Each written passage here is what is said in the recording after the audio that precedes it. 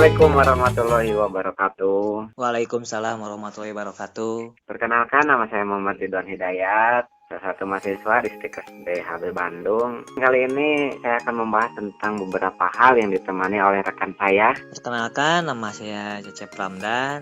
Saya juga salah satu mahasiswa di S1 Kesmas, Stikes Dharma Husada Bandung. Saya dengan Cecep ini satu kelas, kebetulan kita dalam rangka melengkapi tugas ya Cep ya. Iya benar. Ya, tugasnya yang cukup populer di zaman sekarang yaitu tentang podcast, atau ya bahasa gaulnya ini agak-agak menggibahkan sebetulnya ya Cep. Iya benar. Perbincangan sedikit. Menggibahkan sesuatu persoalan ya. Oke, untuk pembahasan kali ini kita akan mengangkat tema yang judulnya memilah sampah, apa pentingnya? Iya benar sekali Kang Ridwan. Apa sih pentingnya itu untuk pemilahan sampah? Sedangkan kan kita juga ya di masyarakat sudah melakukan edukasi, tapi tetap aja banyak masyarakat yang membuang sampah sembarangan ke sungai, di pinggir jalan. Apalagi di kota-kota besar kan ada yang langsung di pinggir jalan tanpa mereka itu padahal sudah disiapkan tempat sampah umum gitu. Soalnya kalau kita berkaitan tentang casing, tentang sampah, pasti tak luput dari ada aturannya ya, ada regulasinya. Iya benar. Saya mau review nih buat Kang Cecep. Kang Cecep dengan saya kecimpung di dunia casing udah cukup lama nih. Kuliah aja udah 3 tahun. Sekarang kerja di casing udah berapa lama Kang? Kalau misalkan di casingnya tersendiri, saya sampai sekarang tuh mau hampir 4 tahun Kang. 4 tahun berarti 7 tambah 4, 7 tahun ternyata. Kalau 7 tahun berarti udah pasti benar nih ya tentang aturan. Saya mau tes dulu nih Kang Cecep. Kalau aturan sampah regulasinya nomor berapa ya? Kalau misalkan aturan sampah untuk domestik ya, untuk skala rumah tangga ataupun skala perkotaan juga bisa digunakan, itu Undang-Undang Nomor 18 Tahun 2008 tentang pengolahan sampah. Kalau misalkan kita ngomongnya ke rumah sakit atau medis, itu udah diatur di Permenkes Nomor 7 Tahun 2019 tentang kesehatan lingkungan. Di sana udah tertera baik itu sampah medis maupun sampah domestik yang dihasilkan oleh rumah sakit. Oke, berarti bener hatam nih kayaknya, bener masih ingat. Lagi itu pare rimbon ya Kang Cecep. Pare rimbonnya Kesling.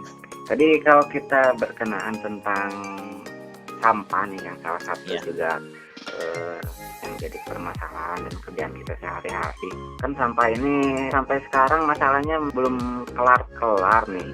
Padahal aturan sudah ada, ditetapkan dengan regulasi, tapi masih aja jadi problematika di negara kita.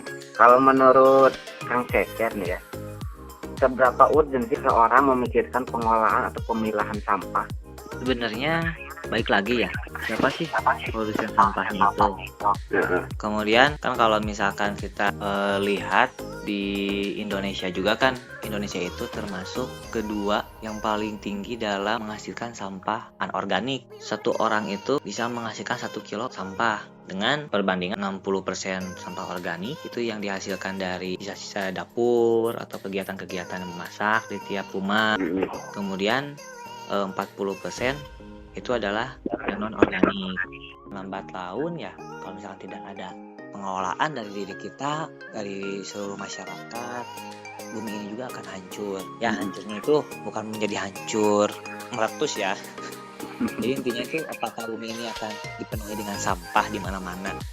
Kita keluar rumah udah ada banyak sampah di pinggir jalan, atau di depan rumah kita banyak sampah. Tidak mungkin kan.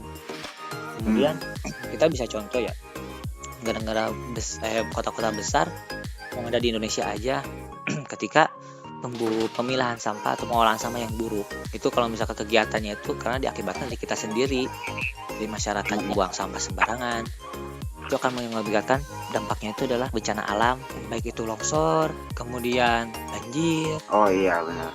Tapi yang paling sering itu kita lihat banjir ya. Untuk lama turunnya sampah itu kan bisa dilihat juga dengan sampah botol ataupun sampah plastik lainnya, itu sama dengan 1 juta tahun untuk penguraiannya. Itu sama dengan umur fosil dinosaurus kalau nggak salah. Saya juga baca nih ada beberapa fakta menarik tentang sampah. Salah satunya kalau botol kaca tadi udah dijelasin sama Kang Cecep bahwa botol kaca itu setara dengan umur fosil dinosaurus 1 juta tahun. Ada lagi nih, ada umur tentang penguraian aluminium dan baterai. Ternyata setara dengan 50 tahun atau 2 kali tahun pernikahan emas Kang Cecep. Waduh, Lama sekali. Ada yang terakhir nih, apa tuh? yang paling lama ternyata ada sampah atau limbahnya styrofoam. Ini setara dengan akhir hayat alam manusia Kang Cecep. Itu sampai mati ya? Ini lama, berarti emang tidak bisa terurai nih kalau styrofoam. Jadi kalau diingat dengan tahun penguraiannya emang cukup lama juga nih ya. Kalau sampah-sampah ini kita biarkan atau kita produksi secara terus-menerus. Ya, jadi emang perlunya edukasi sejak dini ini sangat penting ya. Intinya kalau kita berbicara misalkan pandemi ini sulit selesai, aturan sampah aja mengolah sampah di Indonesia ini belum selesai gitu ya. Nah iya benar. Yang jelas kembali lagi bahwa sampah ini menjadi tanggung jawab kita semua. Oke, baik. Cukup menarik juga. Mungkin kita cukupkan sekian. Mudah-mudahan ya para pendengar kita tidak puas ya, Cecep. Nah ya benar. Nah, karena kita juga bukan alat pemuas. Sekian, saya Muhammad Ridwan Hidayat. Dan saya Cecep Ramdan Febriana. Terima kasih atas perhatiannya. Sampah kita, Tanggung jawab kita. wassalamualaikum warahmatullahi wabarakatuh.